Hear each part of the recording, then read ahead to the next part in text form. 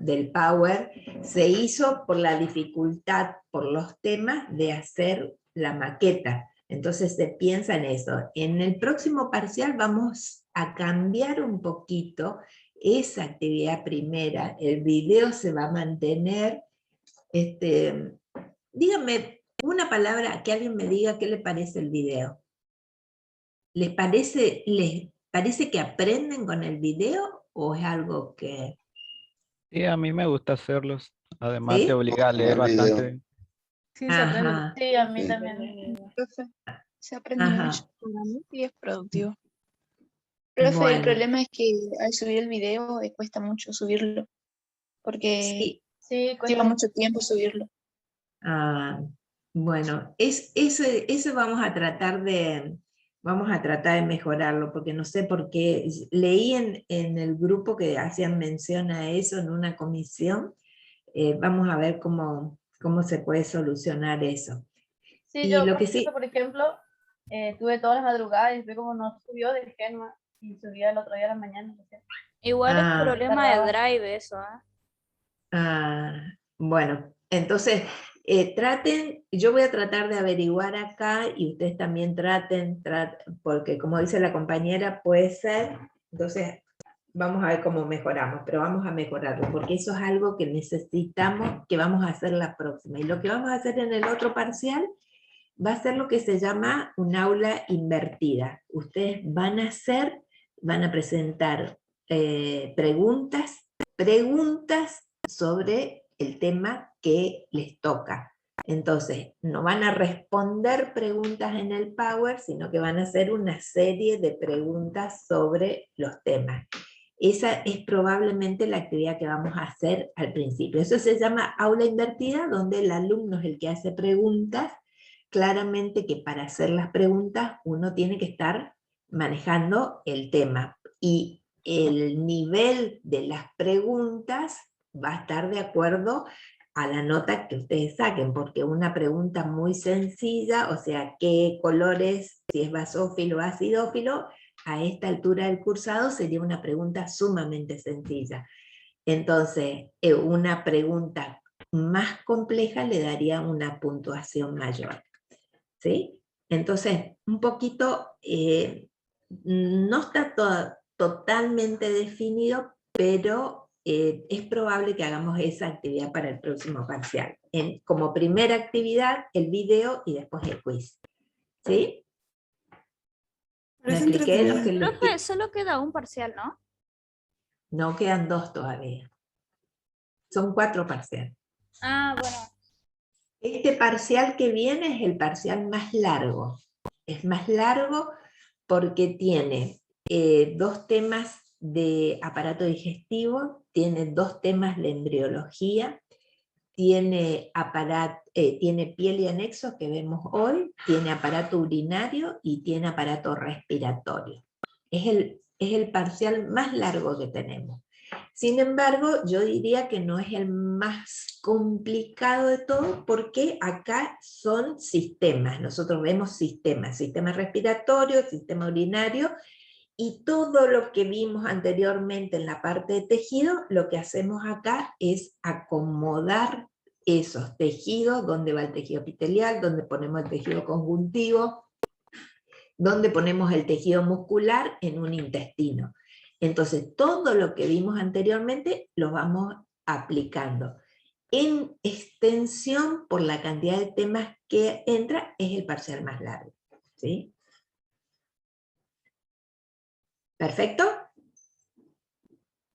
Sí, está. Sí, profe. Muy bien. Entonces, Sí, profe. perfecto. Entonces vamos a ver si puedo compartir la pantalla con usted.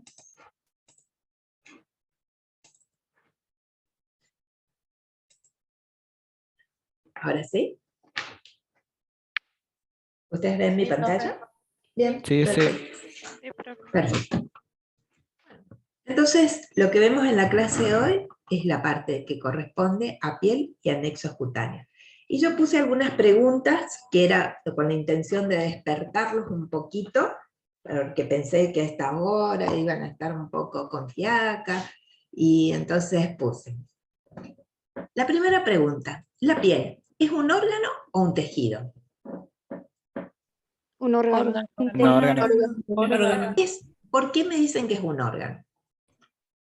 Porque lo escuché por ahí, pero Siempre escucho que es el órgano más grande. Está buenísima la respuesta esa. Ahora, en tu criterio, ¿por qué sería un órgano y no un tejido? ¿Cuál sería la diferencia entre órgano y tejido? Por su composición. Porque ¿El tamaño? ¿Por el tamaño? Por Por el la tamaño no Por la sería la o definición. debe Pero ser se porque compone de varios tejidos. El órgano es un aparato. ¿El órgano es un aparato? No. Profe, ¿puede ser que sea un órgano porque está compuesto por diferentes tejidos o no? Ajá, esa es una respuesta que me encantó. Entonces, de los que dijeron, voy a 2 o 3 cosas. No es un órgano porque es más grande, porque hay órganos que son muy pequeñitos. Si uno piensa en la glándula paratiroides, que es una glándula que tenemos acá, o la tiroides, son apenas chiquititas, bien chiquititas. No sé cuál fue la otra respuesta que dieron por la extensión que tiene. Bueno, no sería un órgano por eso. Por la función uno no lo puede definir a un órgano o tejido, porque si yo veo el tejido epitelial, tiene una función de revestimiento, de protección, pero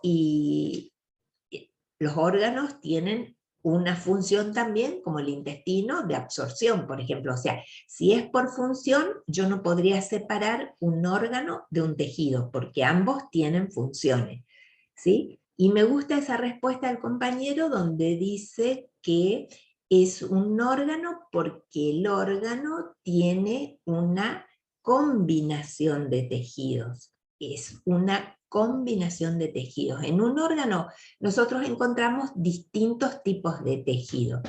No es un aparato, porque un aparato es un conjunto de órganos, ¿sí? Si yo veo aparato digestivo, la clase que viene, no sé si es la clase que viene exactamente, pero ustedes van a tener la cavidad bucal, el esófago, el estómago, el intestino, delgado del intestino. Eso es un aparato digestivo. Un órgano es parte de un aparato o de un sistema. Si nosotros vemos, a veces decimos aparato-sistema, utilizamos como sinónimo y decimos el aparato o el sistema respiratorio está formado por la cavidad nasal, por la laringe, por la tráquea, por los bronquios, los pulmones, ¿sí? Entonces, para ir definiendo, entonces la piel es ¿qué? Órgano. Es un órgano. ¿Y qué tejidos tiene?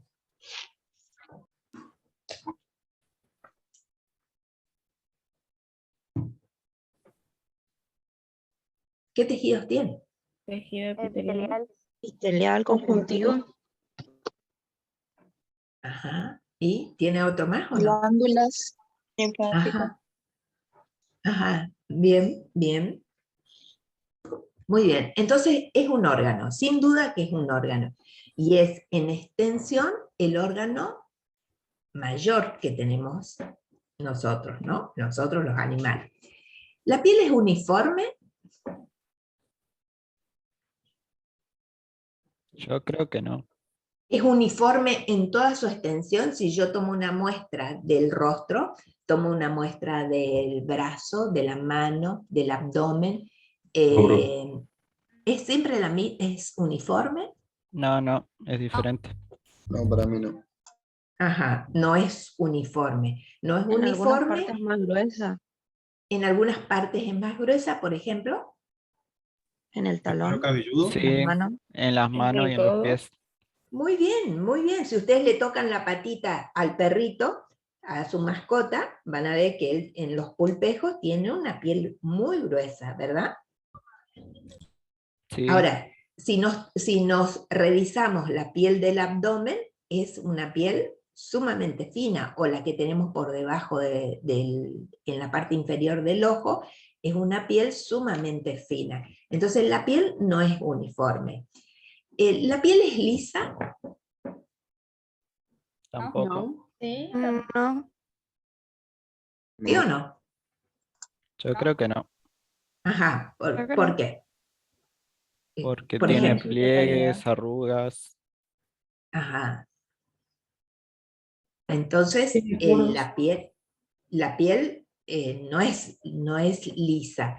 Si nosotros hacemos esto de mirarnos la palma de las manos en la parte de los dedos, de la yema de los dedos, nosotros, y en toda la palma en realidad, nosotros vemos que hay una serie de dibujos, de pliegues, de surcos que quedan determinados, y si miramos la de la yema de los dedos, ustedes saben que cada uno de nosotros tiene un dibujo, un diseño de esos pliegues que es individual, que no se repite.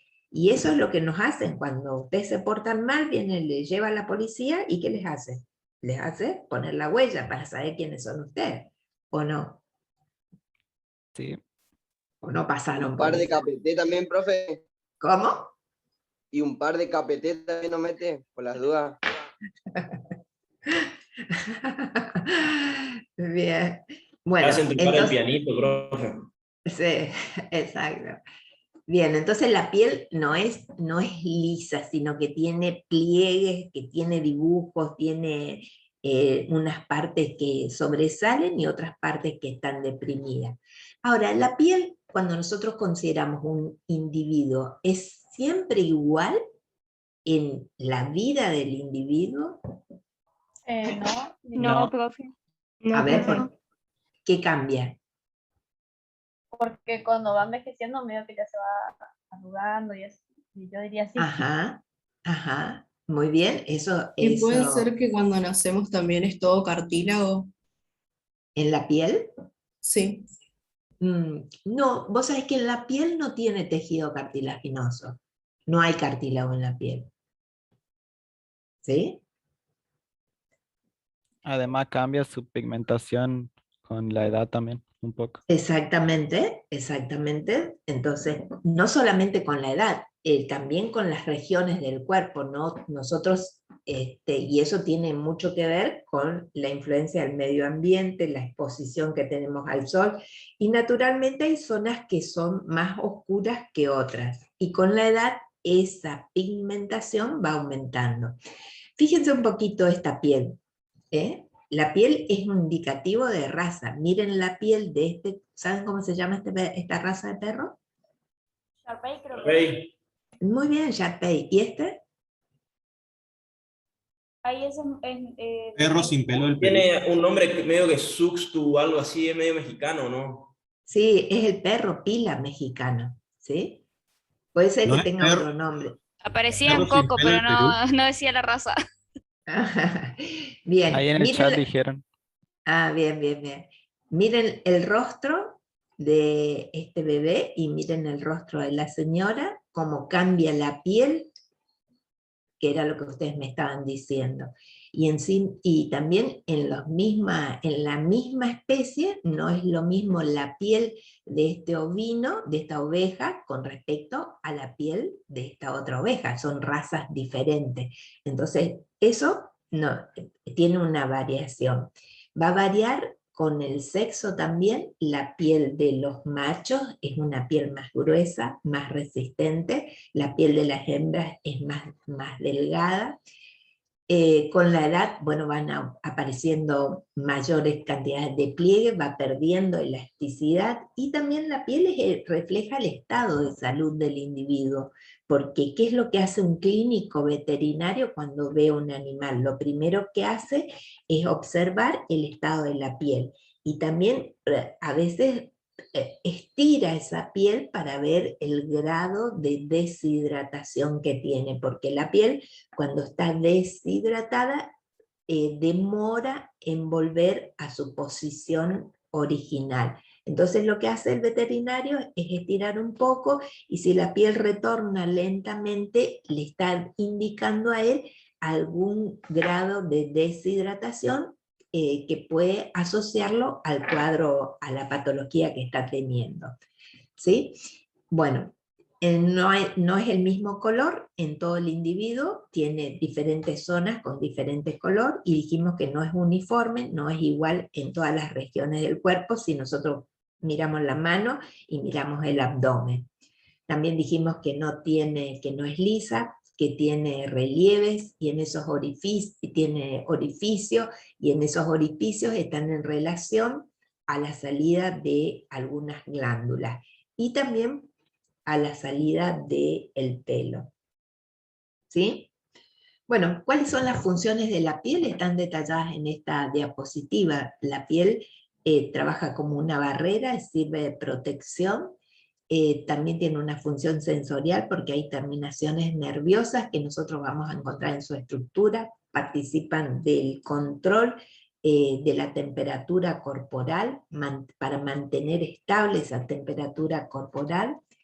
Vamos a ver que vamos a encontrar células que pertenecen al sistema inmune, y esas células del sistema inmune no están por casualidad ahí, sino que ellas están registrando lo que hay en la periferia de ese individuo. Entonces, ellas están alertas ahí para establecer esa situación de defensa del organismo.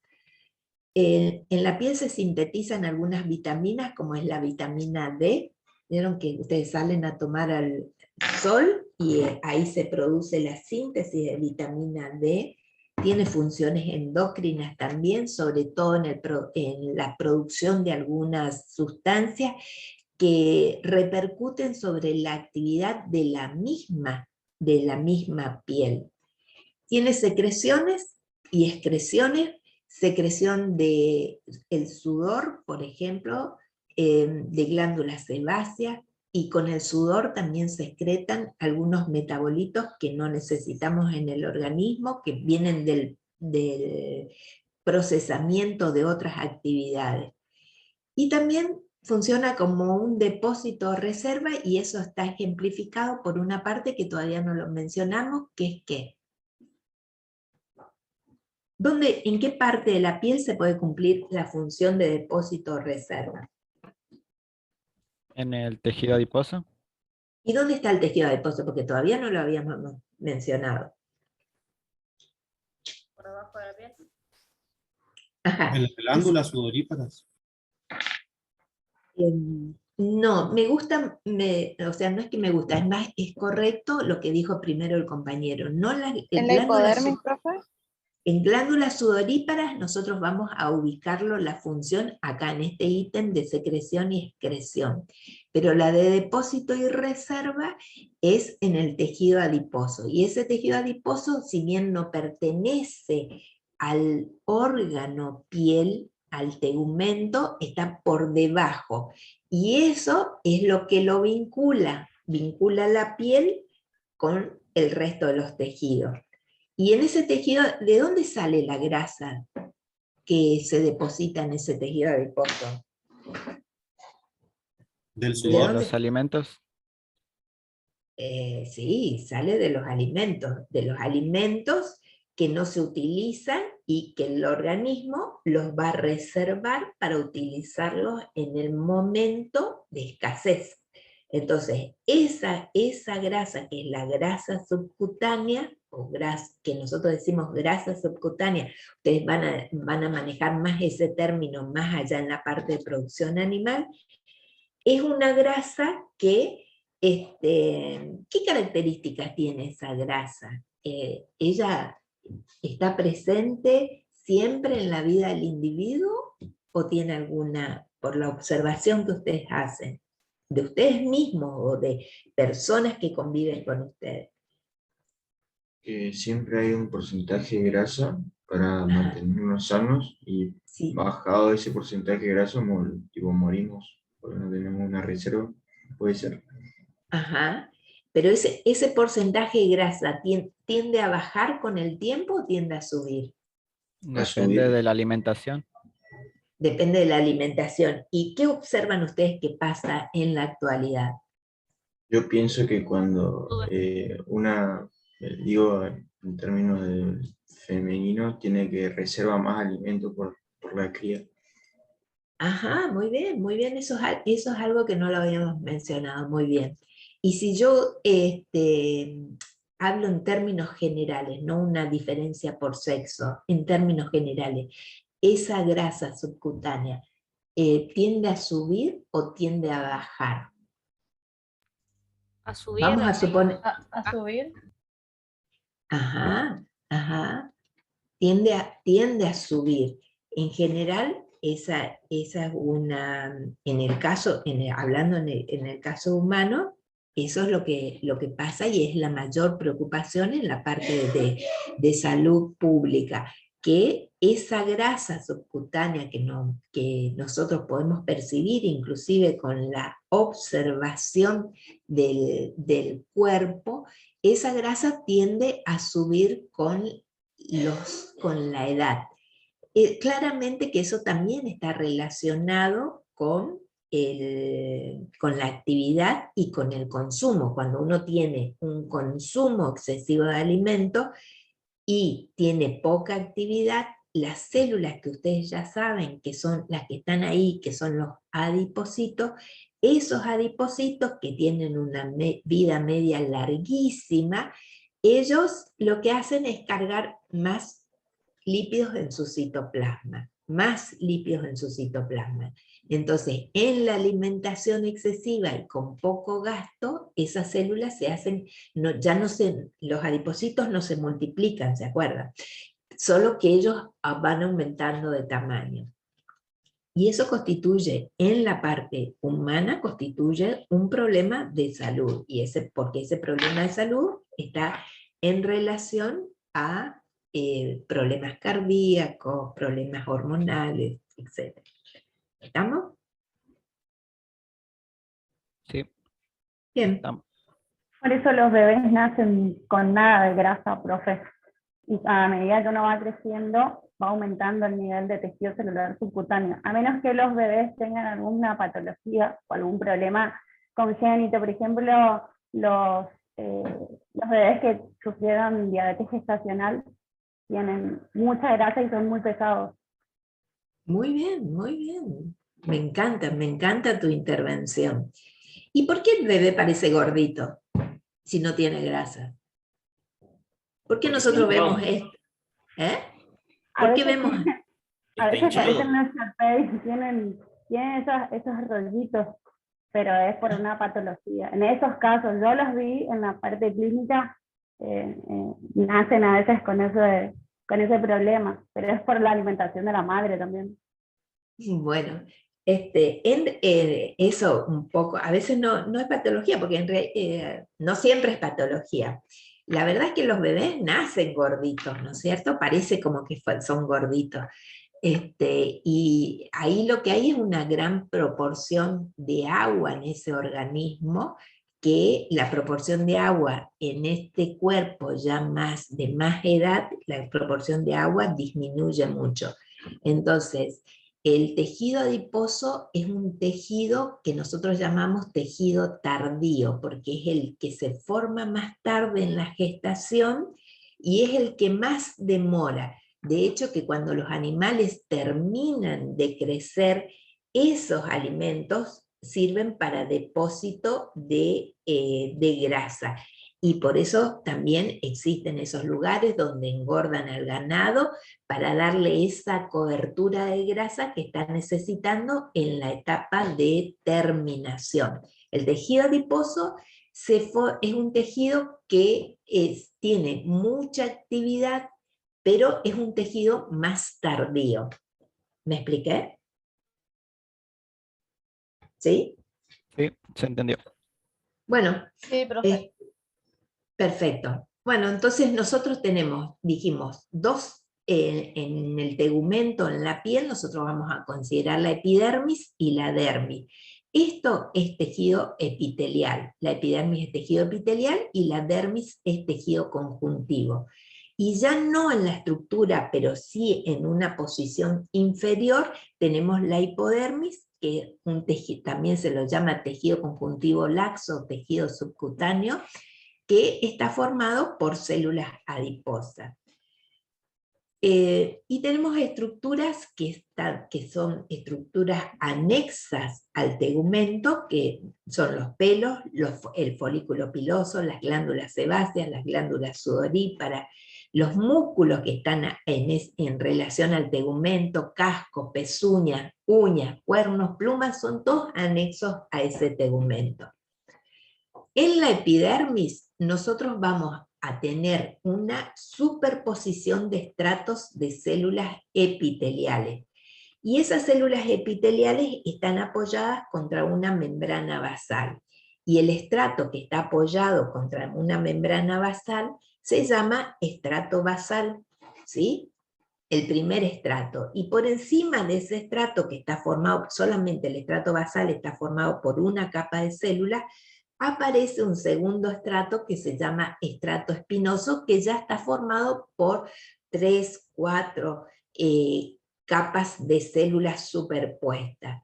Después viene un estrato granuloso, un estrato lúcido y un estrato queratinizado o disyunto y o estrato córneo. Entonces tendríamos un total de 1, 2, 3, 4, 5, y en algunos libros ustedes van a encontrar que a este estrato lo separan en dos. Ponen el estrato, después del estrato lúcido, ponen el estrato córneo y después viene el estrato disyunto. ¿De acuerdo?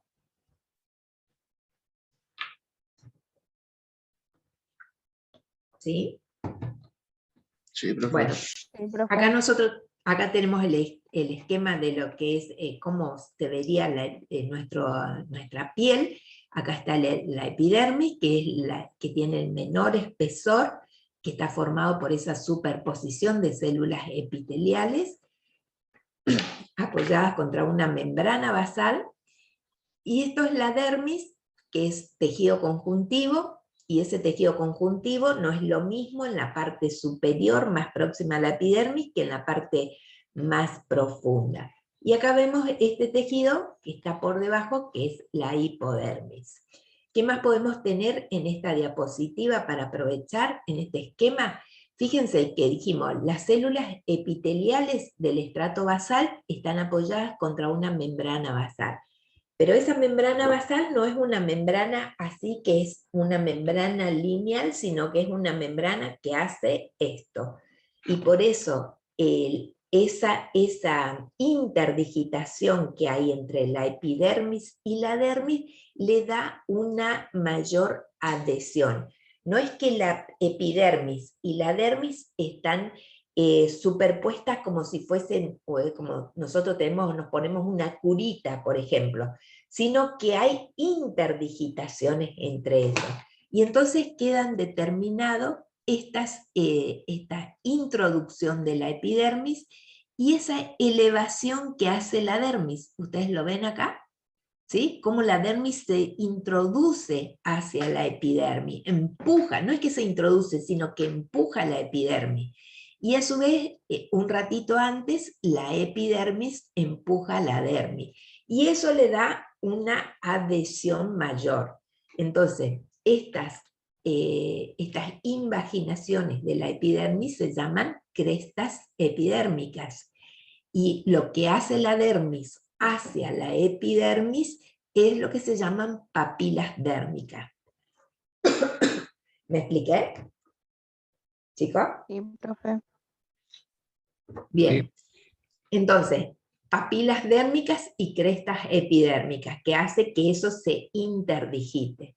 Fíjense también que las estructuras anexas al tegumento, como es esto, que es un folículo piloso, las glándulas que tienen, glándulas sudoríparas, glándulas sebáceas, la vascularización, todo eso está ubicado en el tejido conjuntivo que forma parte de la dermis.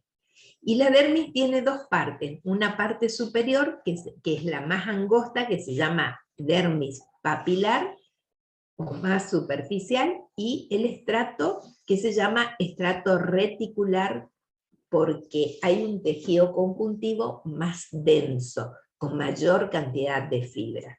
Y acá tenemos la hipodermis con tejido adiposo. Bueno, esta es una fotografía para mostrarnos en el microscopio cómo las pieles no son iguales.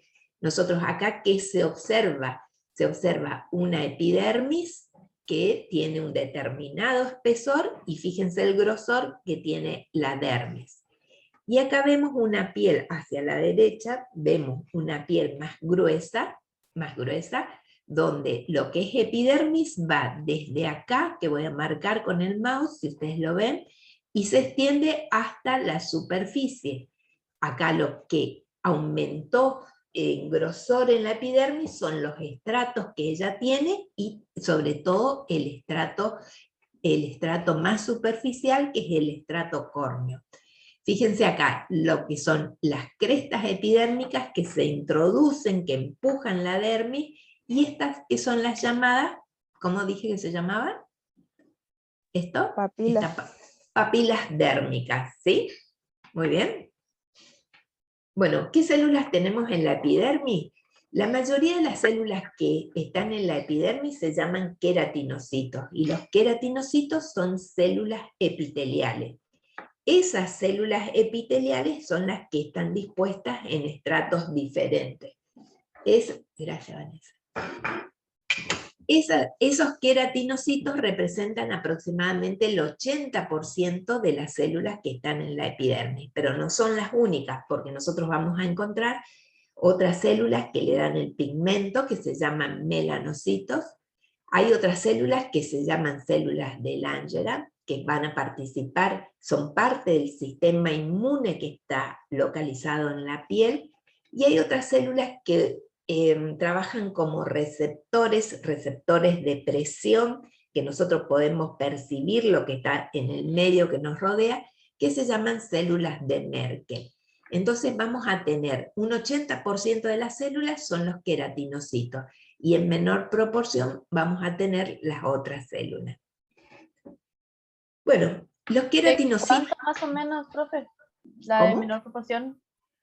Las de menor ¿Cuánto proporción, y por ejemplo, fíjate, acá vamos a hablarlo cuando veamos melanocitos, pero hay una relación de, por ejemplo, entre 10 a 15 queratinocitos por cada melanocito, ¿sí? Eso es lo que se llama unidad melanoepidérmica.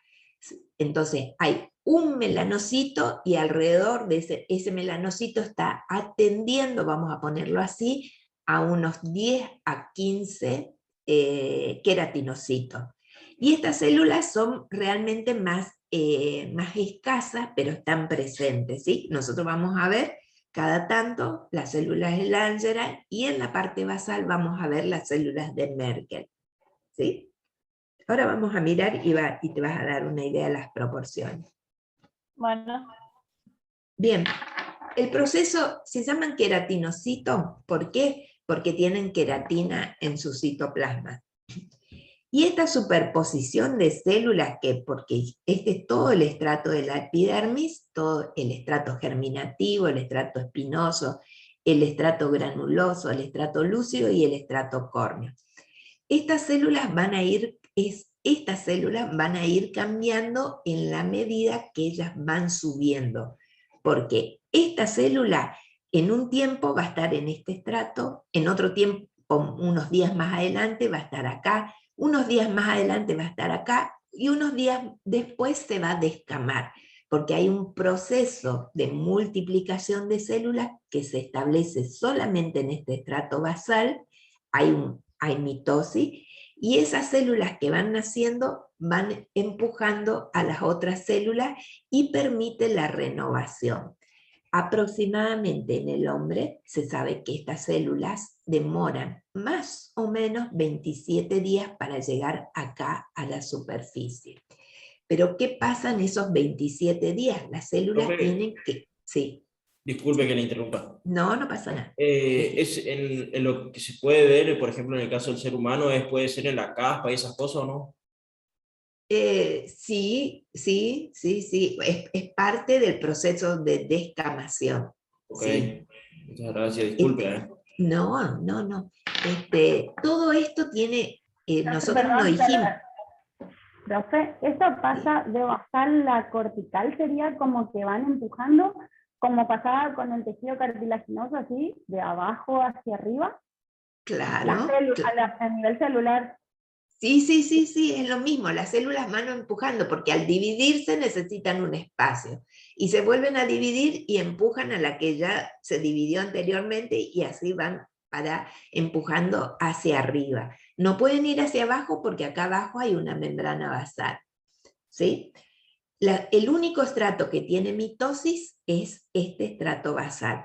Ahora, fíjense que esta célula no es, va cambiando en la medida que ella va subiendo en esos 27 días, ella va cambiando su estructura. Porque cuando llega acá tiene que tener una resistencia, porque es la que está en contacto con el medio externo. Entonces no puede ser una simple célula epitelial cúbica o cúbica alta la que llega acá. Y esa célula, ¿qué va a cambiar? Esa célula se va a llenar de gránulos, y esos gránulos van a ser de gránulos que tienen una composición proteica. Hay distintos tipos de gránulos y de filamentos que le van a permitir mantener su estructura. A esos filamentos, que son filamentos de queratina, se llaman tonofilamentos. Y hay gránulos de queratohialina y unos gránulos que se llaman gránulos laminares. Esos gránulos van a empezar a ser sintetizados acá, lo mismo que los tonofilamentos, y cada vez la célula va a tener más cantidad de gránulos y tonofilamentos en su citoplasma. A tal punto que va a llegar un momento que casi que todo el citoplasma de la célula tiene eso, y la célula ya no puede hacer otra cosa. Y entonces empieza hay un micrófono abierto. Gracias. Entonces, en la medida que ella va sintetizando los elementos de los gránulos y de los tonofilamentos, ella, en la medida que está a partir de este estrato, que es un estrato granuloso y el estrato lúcido, ella va a comenzar a degradar sus propias organelas. Entonces va a liberar los lisosomas, y los lisosomas van a empezar a degradar el núcleo, a degradar las mitocondrias, el retículo, el aparato de Golgi y los ribosomas. Y va a quedar una célula llena de gránulos de queratohialina y de tonofilamentos, y esa célula, como ya no tiene más núcleo, ya no es una célula que está a punto de descamarse, ¿sí? Que es la célula que va a formar el último estrato, que es el estrato córneo, donde nosotros vemos acá en el esquema, podemos ver cómo paulatinamente estas células que van subiendo van perdiendo el núcleo. Acá vemos algunas con núcleo todavía, pero en el estrato córneo los núcleos de las células ya no están más, toda la célula está llena de gránulos y tonofilamentos, y finalmente la célula se va a perder también en la descamación, y eso tarda aproximadamente, desde que salió hasta acá, unos 27 días aproximadamente. ¿Sí? ¿Me expliqué? Sí, Sí, tengo una profe. duda. Sí. ¿Con descamación se refiere a una apoptosis? Exactamente, sí. Ujú. Sí, Bien. es la muerte de la célula, ¿sí? Una muerte celular que está programada, que hace todos los cambios citoplasmáticos necesarios para que esa célula pierda el núcleo, pierda sus organelas y finalmente se escape. ¿Sí? Bien, acá fíjense, nosotros tenemos la célula del estrato basal. Acá está representado una sola célula de cada estrato para poder verlo. Pero en realidad pasa que el único estrato que está formado por una sola capa es el estrato basal.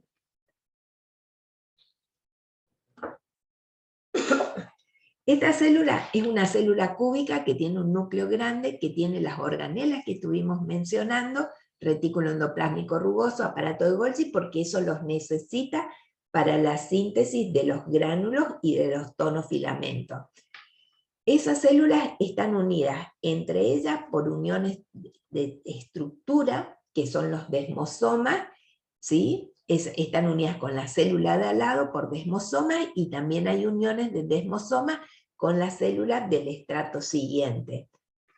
Fíjense cómo esta célula en el estrato espinoso es una célula que va cambiando ya su disposición.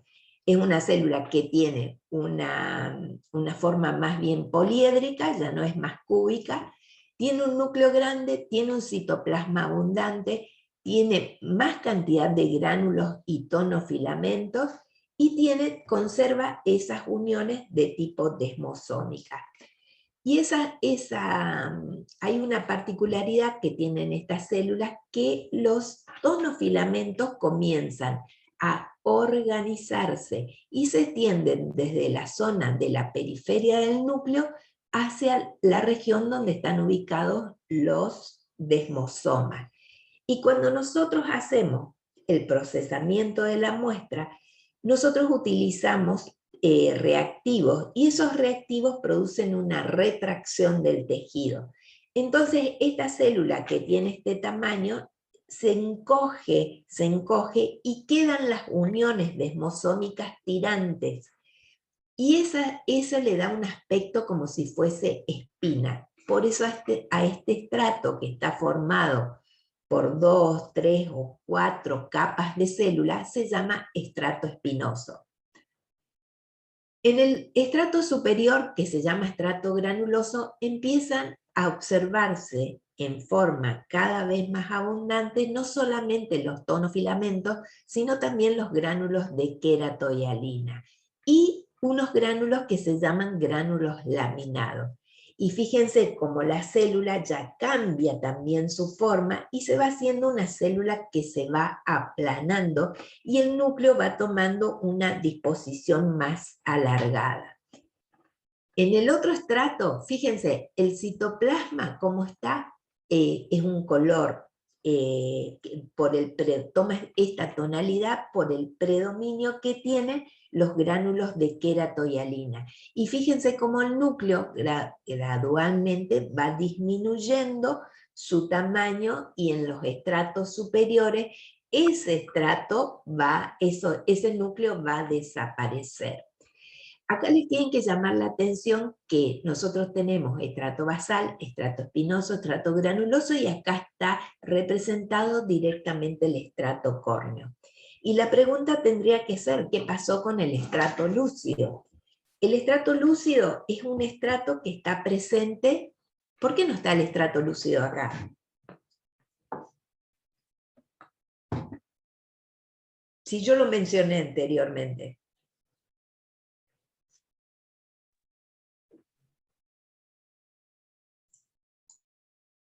Porque En piel gruesa. Muy bien, porque el estrato lúcido es un estrato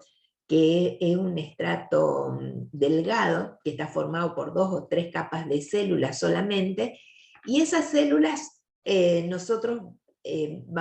estrato, vamos a tenerlo presente en lo que llamamos pieles gruesas, porque en la piel fina ese estrato no está presente. Entonces vamos a tener estrato basal, espinoso, granuloso y córneo en las pieles finas.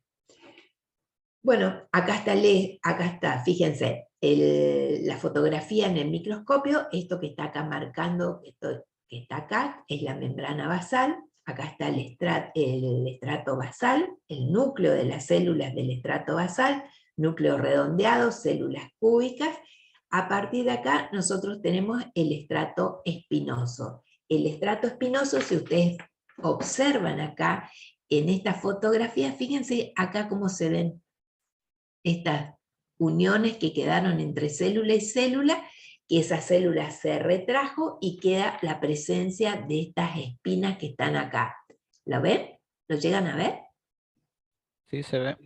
¿Sí? Bien. Acá en este estrato se comienzan a sintetizar también lo que se denominan cuerpos laminares. Esos cuerpos laminares o gránulos laminares tienen una imagen en la microscopía electrónica, que ellos están recubiertos por una membrana y tienen una disposición así como si fuese estriada. Hay zonas claras y zonas oscuras dentro de los gránulos. Y esos gránulos laminares en el estrato de células granulosas, ellos van a salir al exterior de las células del estrato granuloso y van a volcar su contenido acá, entre el estrato granuloso y el estrato córneo o el estrato lúcido. Y eso va a formar una barrera que se llama barrera de difusión de la piel. Bueno, acá vemos otra vez el esquema, células basales, las células del estrato espinoso, granuloso, córneo, y fíjense acá cómo están representados, cómo va cambiando ese citoplasma. Nosotros en los libros también podemos encontrar que este estrato basal y el estrato espinoso en conjunto se los llama en algunos libros como estrato germinativo también. Acá está la composición de las proteínas que integran los gránulos. Los gránulos de queratohialina están constituidos por una proteína que se llama filagrina y tricohialina, que se les va a adosar unas moléculas de azufre en su estructura, y los gránulos laminados, ¿cuál es la composición? Fundamentalmente de lípidos, fosfolípidos, esfingolípidos, fosfolipasas, proteasas, y eso va a salir acá al exterior y va a formar una barrera que va de alguna manera impedir la salida de elementos del tegumento y también va a controlar la entrada de sustancias. Bueno, acá está la barrera epidérmica y acá están los gránulos que estábamos mencionando. Acá están esos gránulos laminares que aparecen, acá está representado en el esquema, pero en la microscopía electrónica se los ve como gránulos que tienen franjas más claras y más oscuras por su composición lipídica. Y acá está esa membrana que estábamos mencionando. Otra vez, acá la composición de los estratos, estrato basal, espinoso, granuloso, y acá está el estrato córneo. Acá está nuestra barrera, ¿sí? Nuestra barrera de difusión de la piel, que es la que se forma acá por la secreción, por la liberación de esos gránulos. ¿Estamos? Sí. Bien. Entonces acá tenemos un dibujo de lo que es la epidermis. Acá tenemos una célula que la vamos a describir, que es el melanocito, que es una de las razones del color del tegumento. Y fíjense dónde se ubica el melanocito. El melanocito no se ubica en cualquier parte, él está en relación con la membrana basal, él está relacionado con las células del estrato basal. Solo que ese melanocito, así como ustedes lo ven, es una célula que tiene prolongaciones. Y esas prolongaciones se van a ir metiendo entre las células y va a hacer que este melanocito se relacione con los queratinocitos de las capas superiores. Estos son todos los queratinocitos. Y este melanocito es una célula que le da el pigmento a la piel, porque él va a tener un pigmento que se llama melanina. Y esa melanina está en unos gránulos que tienen que se llaman melanosomas. Y acá tenemos algo que recordar porque alguna vez ya lo mencionamos a esto. Estas prolongaciones se meten entre las células. Y ese melanosoma va a pasar al queratinocito, porque pasa esto, fíjense, la mayor cantidad de melanina que nosotros tenemos está en los queratinocitos en realidad, que fueron cedidos por este melanocito. Esa melanina tiene una función de protección contra los rayos ultravioleta. Y los gránulos de melanina pasaron a esta célula, a este queratinocito, por un proceso de secreción que se llama secreción citocrina. Cuando nosotros veíamos las formas de secretar de los epitelios glandulares, decíamos que había exócrina, endocrina, mixta, dijimos parácrina también, que eran las que actuaban cerca, y esto es un ejemplo de citócrina, secreción citócrina. Parte de una célula pasa al citoplasma de otra célula. Entonces, este melanocito le cede el pigmento a estas células para hacerlas más resistentes. Esta es una célula que tiene un origen diferente, se forma en la cresta neural, tiene un citoplasma con prolongaciones y está controlada por una hormona que sale de la hipófisis, de la parte media de la hipófisis, que se llama hormona estimulante de los melanocitos. Si bien en el humano, en los animales, no solamente en el humano, sino en los animales superiores, esa hormona no tiene una gran importancia, o por lo menos todavía no se descubre otra actividad que estimular a los melanocitos y participar de los procesos inflamatorios, en los animales inferiores, vamos a decirlo así, en los anfibios, por ejemplo, esa descarga de la hormona permite, de esa hormona que viene de la hipófisis, actúa sobre el melanocito, hace que el melanocito junte hacia el centro estos melanosomas, y ese animal, ese anfibio, ese reptil, los peces, puedan cambiar de color en forma muy abrupta, porque lo que hace es juntar todos los pigmentos hacia el centro, y eso le otorga a ese animal una mayor posibilidad de sobrevivir ante un peligro.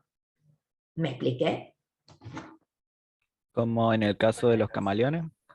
Claro, eso le permite cambiar de color rápidamente y mimetizarse con el color donde está, ¿sí? Mimetizarse con el medio. ¿Sí? Sí. Y en el caso de los albinos, ¿le faltaría esta célula o le faltarían los gránulos, digamos? Muy bien, muy bien. Es muy buena esa pregunta. Los animales que no tienen pigmento, o los individuos albinos, que si uno cuenta la cantidad de melanocitos que tiene, se va a encontrar que tiene la misma cantidad que una persona que tiene una coloración acorde a la raza. Los albinos tienen un problema en la síntesis del pigmento, ¿sí? Pero tienen las células, lo que pasa es que tienen un problema en la síntesis, ¿sí? Y eso hace que la piel sea una piel sumamente delicada y que no tenga esa protección contra los rayos ultravioleta. Profe, Lo mismo pasaría en los caballos zarcos, así que tienen un ojo blanco. ¿Eso? Exactamente. ¿Sí? Bueno, acuérdense a qué se llama unidad melanoepidérmica, a la cantidad de queratinocitos que atiende un melanocito. A eso se llama unidad melanoepidérmica. Y esa cantidad pueden ser entre 5, 10 o 15 queratinocitos que están siendo atendidos por este melanocito. Acá vemos en este caso, en el corte de piel, los melanocitos que uno los ubica siempre en el estrato basal, y algunos queratinocitos que tienen el pigmento en su citoplasma. Esto es para ver la melanina en el citoplasma de los queratinocitos. Esto todo que vemos acá es la epidermis con los distintos estratos. El estrato ya, fíjense cómo acá ya no hay más núcleos en la célula, y esto que está acá ya es la queratina, el epitelio, por eso se llama plano estratificado queratinizado. Y esto que está acá por debajo es ya lo que constituye la dermis. Acá vemos otra vez el melanocito, un melanocito que tiene una menor actividad porque no tiene coloración en su citoplasma, lo vemos acá como una célula con un núcleo redondeado, y las prolongaciones que no las vemos porque ellas están metidas entre los queratinocitos. Esto es Entonces, una piel... profe, disculpe, Sí. No. si no tiene el melanocito, ¿quiere decir que no van a poder cambiar de color, algo así? ¿Sería la función esa? Sí, o sea, ¿qué quiere decir si no tiene? ¿Si no tiene pigmentos o si no tiene melanocitos? Si no tiene melanocito. Si no tiene melanocito, a ver, nosotros no podemos cambiar de color. Los vertebrados superiores, los mamíferos, no podemos cambiar de color, ¿no es cierto? Pero es algo que a los animales inferiores les sirve y tienen posibilidad de hacerlo. Nosotros no cambiamos de color. Lo mismo, esta es una célula que con esa secreción de melanina le ofrece protección a estas células que están bajo la radiación de los rayos ultravioleta, ¿sí? Es esa la importancia que tiene. Sí, ya lo entendí. Gracias. Bien. Bueno, acá vemos otra vez el melanocito y los gránulos que son los melanosomas. Estos melanosomas, en la medida que van siendo sintetizados acá en el citoplasma de la célula, ellos van por las prolongaciones hasta que pasan al citoplasma del queratinocito. Bueno, acá otra vez el ejemplo de esa síntesis. Acá vemos nuestro melanocito, el epitelio estratificado de la epidermis. Acá vemos una célula que es la célula de Langerhans. Esa célula de Langerhans es una célula que está también ya no en el estrato basal, ella generalmente se ubica en el estrato espinoso. Y es una célula que tiene prolongaciones, que forma parte del sistema inmune y trabaja como una célula presentadora de antígenos. Esa célula, cuando toma contacto con un antígeno acá en la superficie, inclusive puede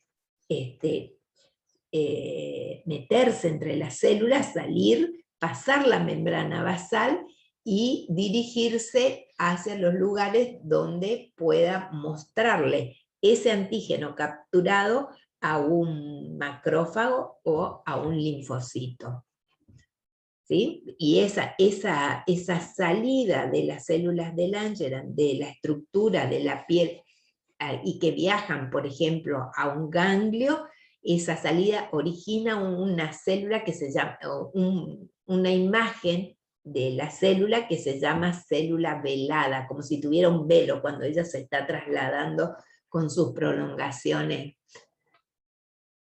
Bueno, acá vemos otra vez una imagen, acá que vemos acá, los melanocitos, acá vemos en el estrato espinoso las células de Langerhans, fíjense en las prolongaciones, esas para tomar contacto, acá otra vez, acá vemos el melanocito, y acá vemos otra célula más, que es la célula de Merkel.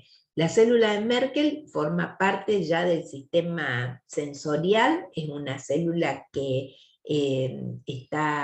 constituye un receptor, un mecanoreceptor o un receptor de presión, y es una célula que está en relación con siempre, en general está ubicada acá, en esta membrana basal, y ella se relaciona con el tejido nervioso, ese tejido nervioso que es el que va a mandar información al sistema nervioso central a través de sus prolongaciones. Y esa es una estructura que nosotros, cuando veamos el sistema sensorial, vamos a describir a esta célula, porque esta célula pertenece al sistema sensorial. Acá nosotros vemos los estratos, otra vez los estratos que ya los estuvimos mencionando. Siempre acuérdense de la ubicación. Fíjense acá la figura de mitosis que tenemos en este estrato basal, donde se ubican los melanocitos, donde se ubican las células de Langerhans. Bueno, acá tenemos la célula de Merkel otra vez, y en relación con el nervio y esa estructura que va a atravesar la membrana basal y se va a poner en contacto con la célula y le va a formar como una canasta. ¿Bien? Acá tenemos nuestra dermis y en la dermis... Profe, sí. ¿se podría encontrar esta célula en los dedos y manos? Sí, se encuentra.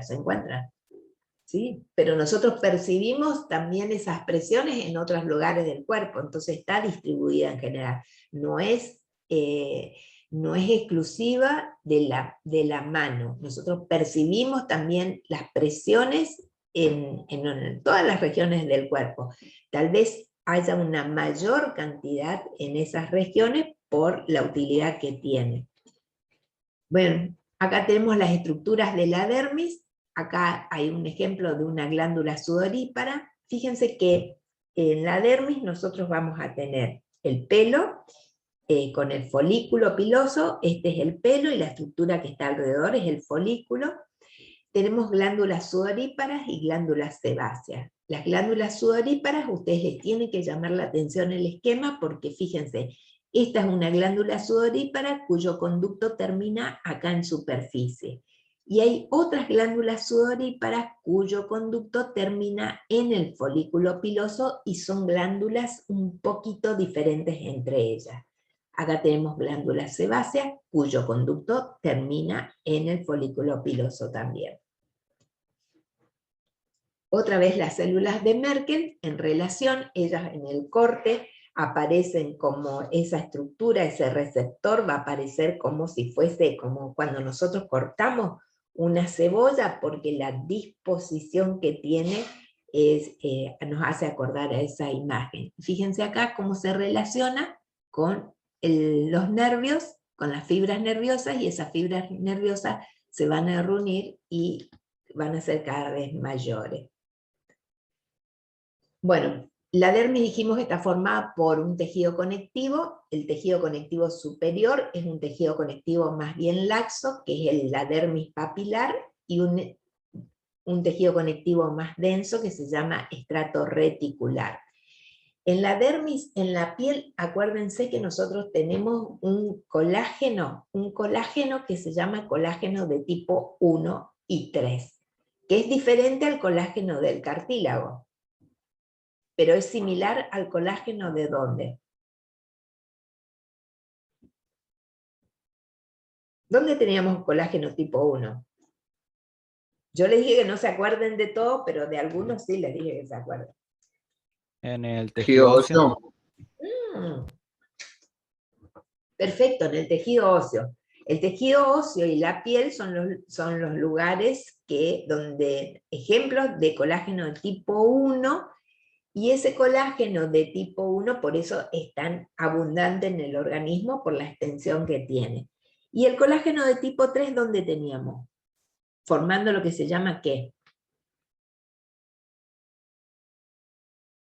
¿Se acuerdan?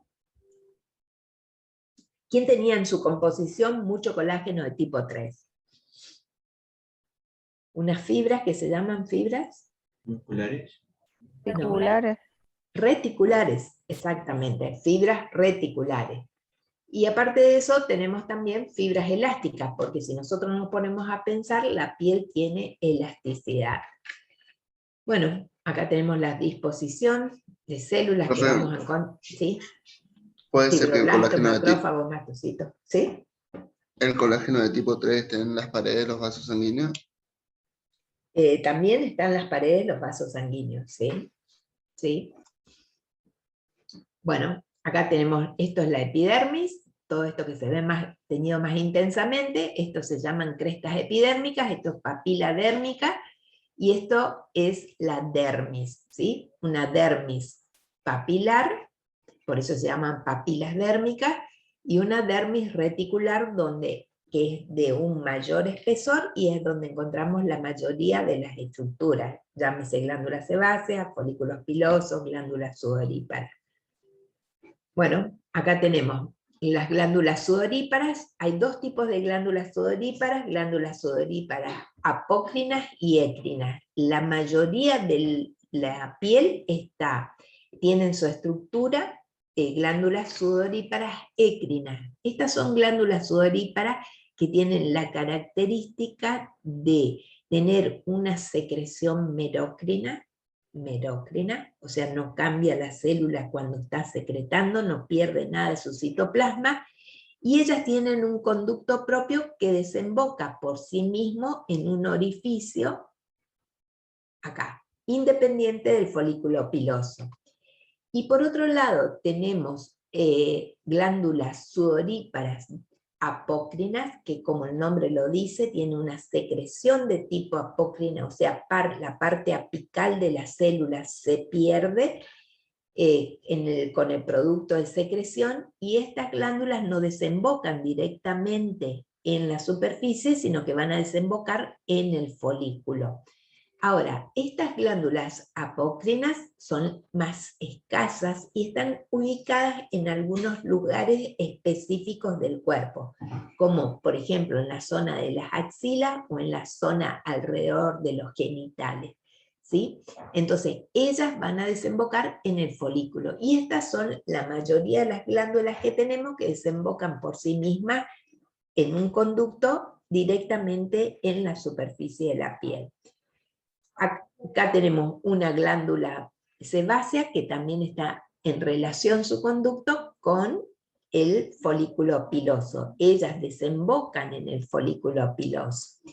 Y esta es la estructura que vamos a ver enseguida, que es el pelo. El pelo es esto, que está acá, y el folículo es la invaginación, que es como el cartucho que le hace la epidermis al pelo, y que se imagina acá, viene hasta acá y lo rodea completamente. Y este pelo tiene una zona que nosotros no la vemos, que se llama raíz del pelo, y otra parte que sobresale en la superficie, que se llama tallo del pelo. ¿Bien? Este pelo también tiene una musculatura, esa musculatura se llama músculo erector del pelo, y ese músculo erector del pelo tiene una función que puede tener, cuando se produce la contracción de las fibras musculares, esas fibras musculares mueven el pelo, y eso le permite a algunos animales también que puedan trabajar como un mecanismo de defensa. Bueno, acá tenemos el ejemplo de las glándulas. Un poco en glándulas, nosotros cuando vimos epitelios glandulares ya hicimos algún análisis de las glándulas. Todo eso que aprendimos en las glándulas lo tenemos que ver acá. Acá tenemos las glándulas sudoríparas que de tipo écrinas, que dijimos que tienen una secreción merócrina, no cambian, y en esa constitución de la glándula, fíjense que es una glándula tubular, y es glándula tubular enrollada. Y en esa composición de la glándula nosotros vamos a tener células que son más claras y células más oscuras. Y aparte de esas células claras y oscuras, nosotros vamos a tener una célula que está por fuera, que se llama célula mioepitelial, que tiene función de contracción. Y esa célula mioepitelial, con su contracción, ayuda a la expulsión del producto de secreción. Y acá está representado el conducto excretor. Acá en este esquema también tenemos las glándulas sebáceas. Las glándulas sebáceas se vinculan, fíjense que ellas no terminan en la superficie, sino que terminan en el folículo. Y ella con su secreción es de tipo, ¿se acuerdan cuál era la secreción de las glándulas sebáceas?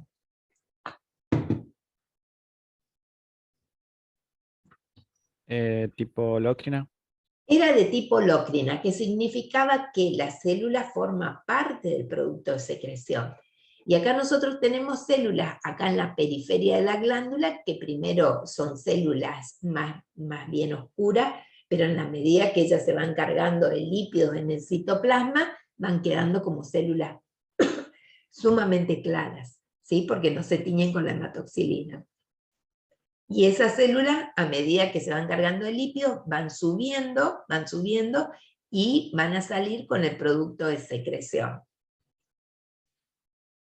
Esta forma que tiene la glándula sebácea, ya no es una glándula tubular enrollada como esta, sino que es una glándula de qué tipo, de acuerdo a la porción secretora. ¿Se acuerdan? Ramificada. No, de acuerdo a la porción secretora. Aparece como si fuesen, ¿cómo? Alveolar. No es, sí puede ser alveolar, podría ser alveolar, pero en realidad la denominación correcta de la glándula sebácea es sacular, porque aparece como si fuese un saco esto, ¿eh? Y ahora lo vamos a ver. Bueno, esta es una fotografía, pero es para ver glándulas sudoríparas, para mostrar a ustedes las glándulas sudoríparas écrinas, cómo se pueden ver sectores que predominan las células más oscuras, ¿sí? en ese adenómero secretor, y las células un poco más claras. Es para mostrar eso. Y acá se ve con más aumento la célula que está por fuera, que se llama célula mioepitelial, y es la que ayuda en la contracción a sacar el producto de secreción.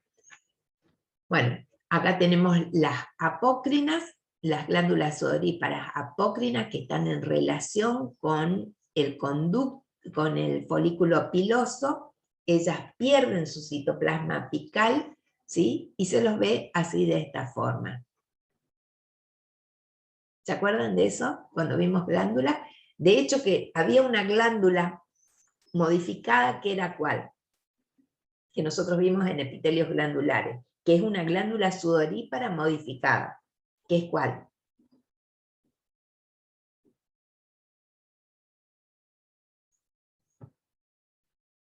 A ver, cabecitas.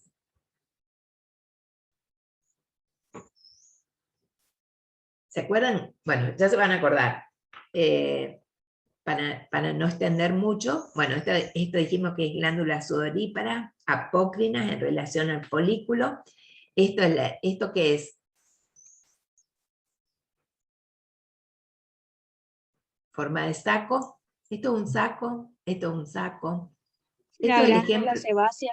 Esto es glándula sebácea. Acá está el folículo, acá están los sacos de células. Las células son un poquito más oscuras, acá a las que están apoyadas en la membrana basal, pero a medida que ellas se van cargando de lípidos, fíjense cómo queda totalmente blanco acá en la luz, y es la que va a salir con el producto de secreción. Esto es un folículo piloso en el preparado, esto es otro folículo piloso. Acá está otra vez la sebácea, y esa sebácea en forma de saco, ¿sí? Y las células cada vez que tienen más lípidos van a salir por el conducto y van a juntarse con la salida del pelo. Esta es la glándula sudorípara modificada que les hablé anteriormente, que nosotros hablamos en el segundo trabajo práctico, que es la glándula mamaria. La glándula mamaria es una glándula sudorípara modificada y que trabaja en relación al aparato reproductor de la hembra.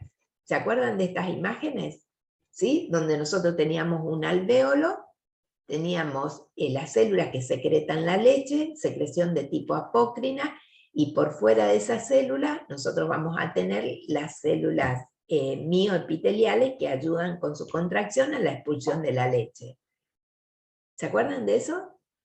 Sí, sí, ahora sí me acuerdo. Sí, pero Muy bien, muy bien. No me voy a detener en eso porque nos va a llevar mucho tiempo y no vamos a tocar otros temas. Bueno, este es el ejemplo de una glándula mamaria, los alvéolos mamarios, ¿sí? Que se diferencian de los acinos porque ellos tenían una luz amplia. Esta es una glándula mamaria que está en actividad.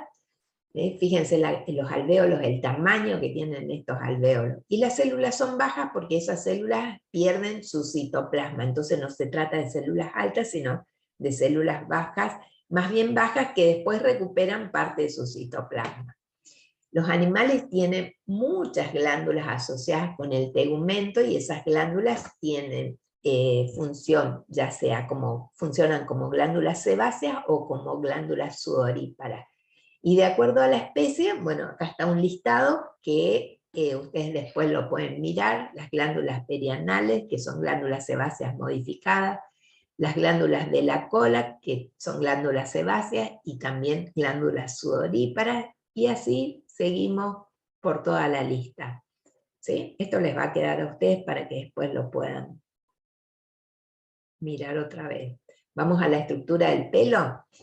El pelo dijimos que es una estructura anexa al tegumento y está conformado por una zona que se denomina raíz, que es la parte que nosotros no vemos, y una parte externa que es el tallo. Y el folículo piloso, ese folículo piloso que es el cartucho ese que le hace la epidermis, fíjense cómo la epidermis se invagina y va a formar de hecho unas vainas ahí que están rodeándolo. En la parte inferior de la raíz vamos a tener nosotros una zona que se denomina bulbo y una parte de tejido conectivo muy vascularizado que está atendiendo la nutrición de esas células que se están multiplicando y permiten el crecimiento en longitud del pelo. Bueno, acá tenemos la presencia de las glándulas sebáceas, acá la presencia del músculo erector del pelo, que es el músculo que con una estimulación, que nosotros no la manejamos a voluntad, el sistema nervioso autónomo, eso puede cambiar el pelo de posición. Y los animales manejan esto porque ellos regulan la temperatura con movimientos de ese músculo. Entonces hace que el pelo cambie a una posición más vertical o más acostada, si es que va a perder calor o si lo va a conservar. Ejemplo, otra vez el dibujo: écrina que desemboca por sí misma, acá tenemos el folículo, las glándulas sebáceas, las glándulas sudoríparas, y acá una microscopía electrónica para ver el pelo. ¿Bien? Bueno, dijimos la parte del tallo, la parte de la raíz que no la vemos. Acá vemos el animal, el gatito que está asustado y que gracias a ese músculo erector del pelo, él puede aparentar un mayor tamaño y puede advertirle a su adversario que él está molesto, que él está enojado y que es una zona de peligro. ¿Sí? Profe, Como hacen las cotorras, profe. También es lo mismo, exactamente. Sí, ¿quién una estaba por hablar? referencia hacia las glándulas sebáceas. Cuando un Sí. animal, un bovino está gordo, se nota que el pelo está brilloso, y eso es por esas glándulas que depositan su secreción Sí. hacia el pelo. Sí, señor, es así mismo, es así mismo. Es esa secreción que hace como una protección y una lubricación del pelo, ¿sí? El pelo también necesita ser protegido y eso le brindan las glándulas sebáceas. En los ovinos, la lana es sumamente importante que tenga esa protección, y eso es lo que se va a denominar suarda en el ovino. Toda la secreción que está protegiendo a la lana.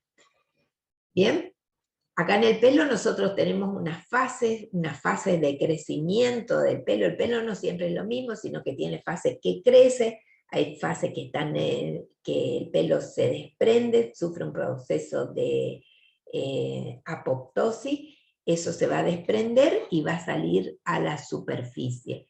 Y hay otra fase que se llama fase de reposo. Entonces hay una fase de crecimiento que se denomina anágeno, una fase donde la multiplicación de las células se para completamente, que es la fase de catágeno, y una fase de reposo, de recomposición de elementos, que se denomina telógeno. ¿Sí? Con que sepan esa parte solamente yo creo que es suficiente para lo que necesitamos. Bueno, esto sí... Telógeno sería, por ejemplo, cuando el pelo llega a cierta longitud, por así decirlo. Ajá. Sí, sí, sí, sí. Sí, lo ¿Y mismo. cuando se le cae el pelo? ¿Por qué? ¿Por esa función? Lo que pasa es que eso, en la medida que él va creciendo y va perdiendo conexión con esta parte, fíjense que acá él ya no tiene más conexión con la parte del bulbo, esta dilatación acá se denomina bulbo, entonces él se va alejando y después se aleja tanto y se va acercando a la superficie que se produce la caída del pelo. ¿Sí? Claro, o sea que si, por ejemplo, cortamos ese pelo que está en telógeno, vuelve a crecer. Sí, Porque va vuelve a volver va a volver a crecer porque esto se mantiene. Esto se mantiene. Y la multiplicación de las células para que le den el crecimiento al pelo está acá, en esta región. ¿Sí? Gracias, profe.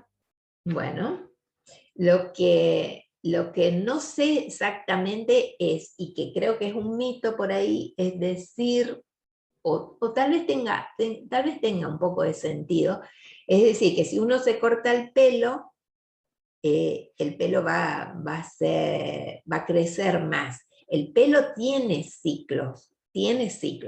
Esos ciclos se cumplen. Posiblemente lo que pase que cuando uno se corta el pelo es que los nutrientes no sean tan necesarios para mantener un pelo largo que para mantener un pelo corto. Puede haber una mejor distribución de nutrientes. ¿Sí? Y por eso es la recomendación de cortarse para tener más fuerte el pelo, porque la misma cantidad de nutrientes se puede distribuir mejor.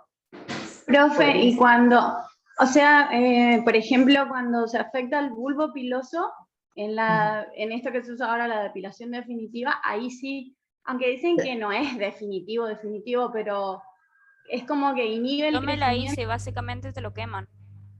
Claro, Cuando lo sacan, queda tipo blandito.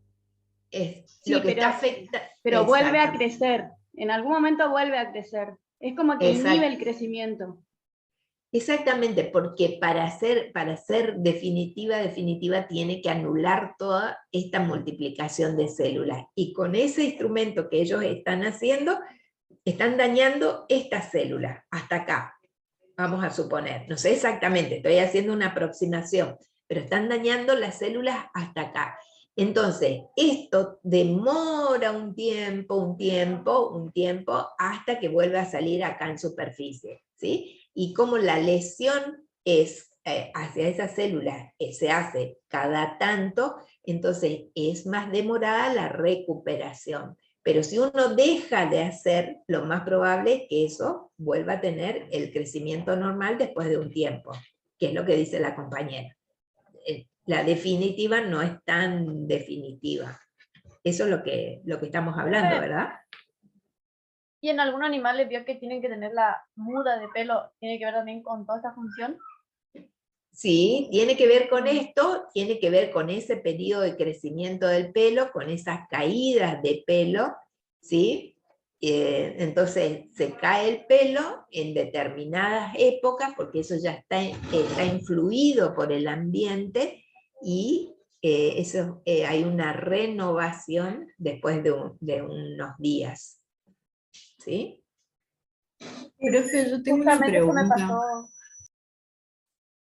¿Cómo? ¿La caspa se debe por algo que tenga que ver con las glándulas sebáceas? Se debe por algo que tiene que ver con las glándulas sebáceas, se debe por un proceso de descamación acelerado, es un mecanismo de protección también. Hay algo que está irritando a ese epitelio, y ese epitelio de alguna manera está queriendo protegerse y multiplica sus células, y esas células se van descamando.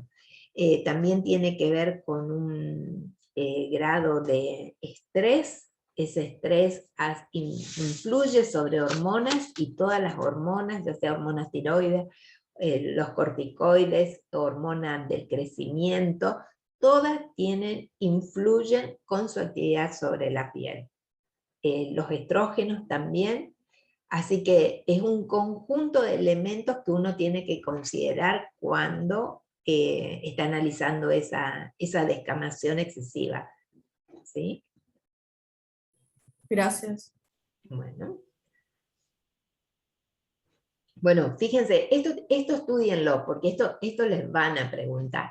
El folículo piloso, ese cartucho que le hace al pelo, está formado por una vaina radicular interna que tiene 3 capas, que es la cutícula, la capa de Huxley, la capa de Henle, la vaina radicular externa, que está formada por varias capas, ¿sí? Que son la continuación de ese estrato basal y espinoso que vienen de la epidermis y que se invaginan. Y por fuera hay una vaina de tejido conductivo que también se denomina membrana vítrea. Esto estudienlo así: en la composición del folículo, la vaina radicular interna, la vaina radicular externa y la membrana vítrea o vaina dérmica. ¿Sí? Acá tenemos, después tómense el trabajo de mirar un poquito el esquema porque sobre este esquema pueden venir algunas marcas que les hacen en la pregunta en el parcial. ¿Sí? Pero sobre todo pongan esta composición. En el pelo nosotros tenemos una zona una zona central que se llama médula, una zona externa que es la corteza, y otra zona que es la cutícula. La vaina radicular interna, la vaina radicular externa y la membrana vítrea que está por fuera. Gracias. Gracias. Bueno, seguimos. Entonces acá están representados esos esquemas, ¿sí? Acá está la cutícula, la capa de Huxley, la capa de Henle, que forma la vaina radicular interna, la vaina externa y la membrana vítrea por fuera. ¿Sí? En el pelo nosotros consideramos la médula, la corteza y la cutícula. Esto ya es parte del folículo. ¿Se entiende esa diferencia, no? ¿Chicuelos? Sí, profe.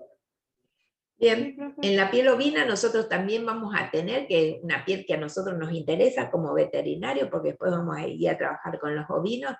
El ovino también tiene las mismas capas, epidermis, dermis, lo que pasa es que no tiene pelo, sino que tiene lana. La lana es una fibra que tiene un diámetro mucho menor que el pelo. Si yo tomo un pelo y lo corto transversalmente, el pelo tiene un diámetro de aproximadamente 70 micras. Y la lana es mucho más fina que eso, porque las lanas de los ovinos que producen lana fina tienen menos de 20 micras, menos de 20 micras. Hay una raza de ovino que después ustedes las van a estudiar que se llama merino, que produce lana fina.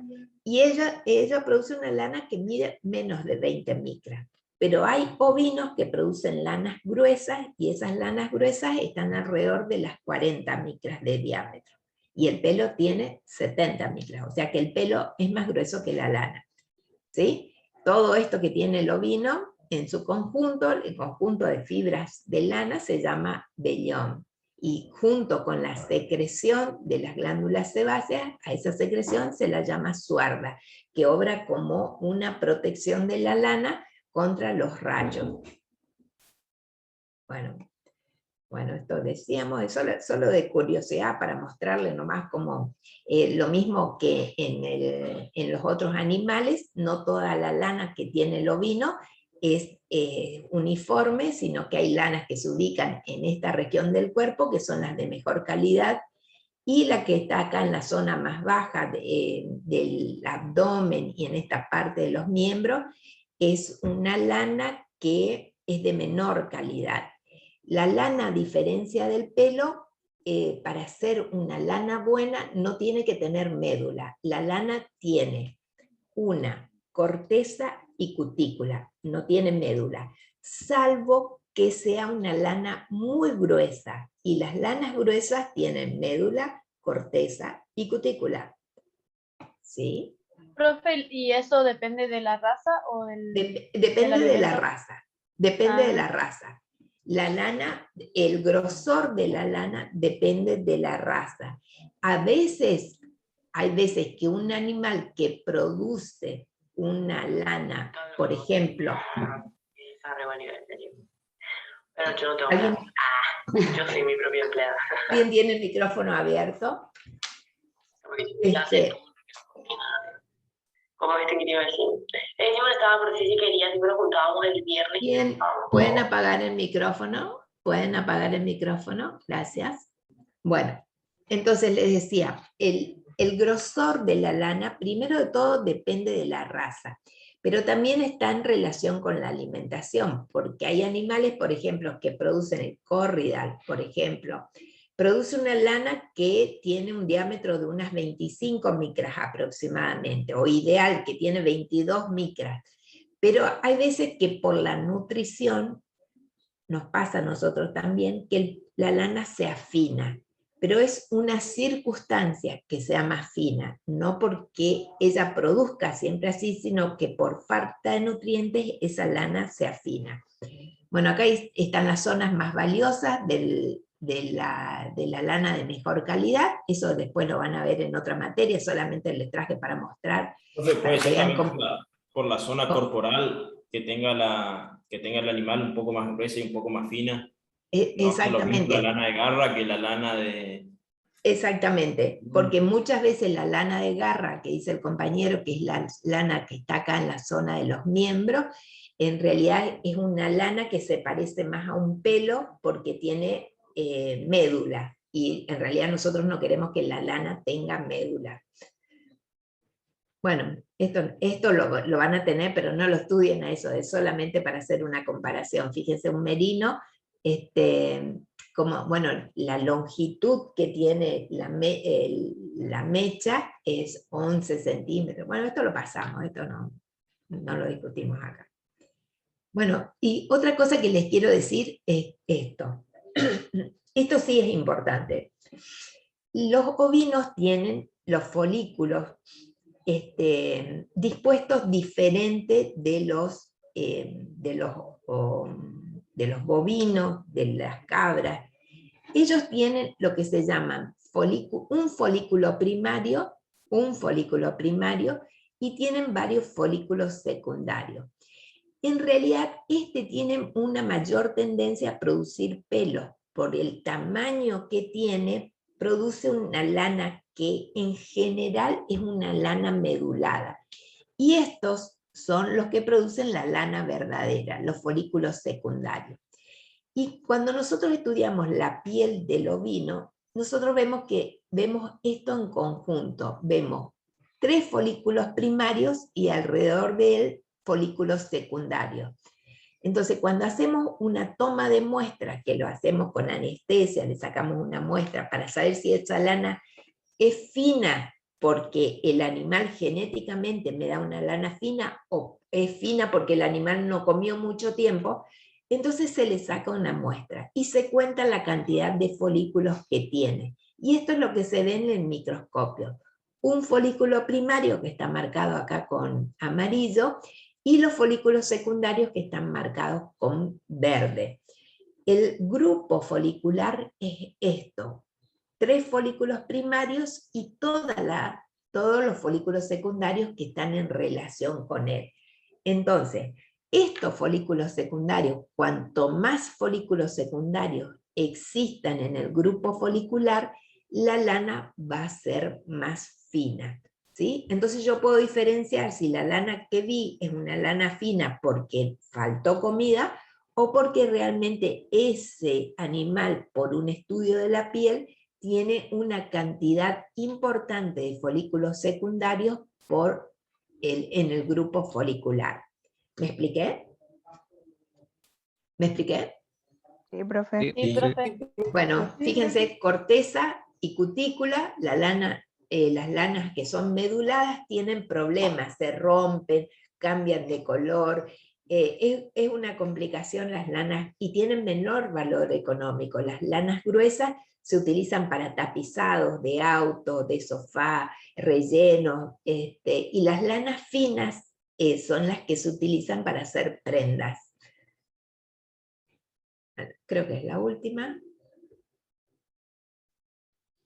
Bueno, esta parte no la vemos, pero forma parte también de los anexos. ¿Mm? Les va a quedar esto a ustedes. Muy bien. Bueno, vamos, me voy con ustedes. A ver, voy a dejar de compartir. Estamos siempre al límite del horario. Bueno, cuéntenme, ¿alguna pregunta? Profe, Sí. ¿me escucha? Sí. Sí, sí, te escucho. Tengo una consulta con respecto a otra cosa.